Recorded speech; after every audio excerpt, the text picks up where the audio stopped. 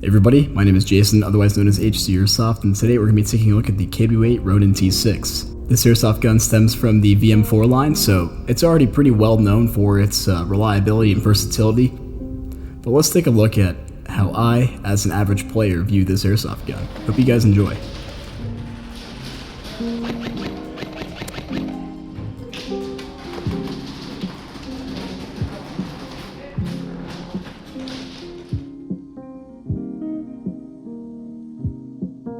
Of course, you can tell that I already prettied up this airsoft gun with some of my own attachments, but inside the box will be a typical assortment of accessories you can expect, such as the orange, what they call a SOCOM style muzzle brake, a longer Allen key to adjust the FPS by spring compression towards the rear of the airsoft gun, as well as some manuals and warranty information. All this is very useful to the average player, like myself, or the viewer who is watching this.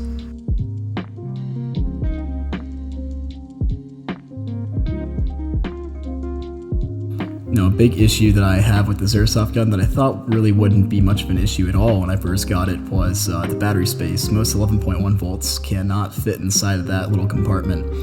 I had to get a battery cap extension aftermarket, and it was abhorrently overpriced. Another personal issue that I have, now again, it's just a personal issue, is that I really don't like ambidextrous fire selectors. I do a lot of offhand shooting, and I find that it kind of gets in the way a little bit. It's a little bit uncomfortable, and actually a few times I moved the selector switch a little bit and had the gun lock up on me. So that's just a personal issue on my part. Some people can probably manipulate the gun a lot easier than I can. What KB8 has really done with this airsoft gun that made it stand out a little bit from its competitors, say like Crytek or anything like that, is they made the FPS adjustable, as well as, of course, bringing in the different receiver swapping capabilities that the Cryteks have. Now, because it is also a proprietary airsoft gun design with the upper receiver, you're going to have to fall victim to KB8's marketing scheme. I had a little bit of disposable income, although I would not recommend this to most airsoft players, but I decided that, hey, I want to get a little bit of a longer airsoft gun, just for the looks, really.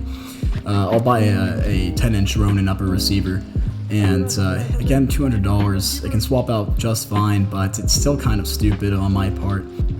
Although the airsoft gun does have a lot of things going for it, I really like the adjustable FPS thing. I'm starting to cut back on how many airsoft guns I own, so being able to adjust the FPS or even just simply leave the FPS compression at its current states and just swap out the receiver to get a little bit of a higher velocity, a little bit of a higher punch is a good enough selling point for me. The gun's metal construction is awesome, and the only thing that I really have gripes with is that its selling price is a little bit high, as well as its proprietary design. It's not necessarily like anything to write home about. Crytek and VFC Avalons are kind of in that same area too, if I can recall correctly. But it just really isn't the most modular airsoft gun for a new player. It's definitely designed for somebody who's looking to just run one or two airsoft guns every now and then.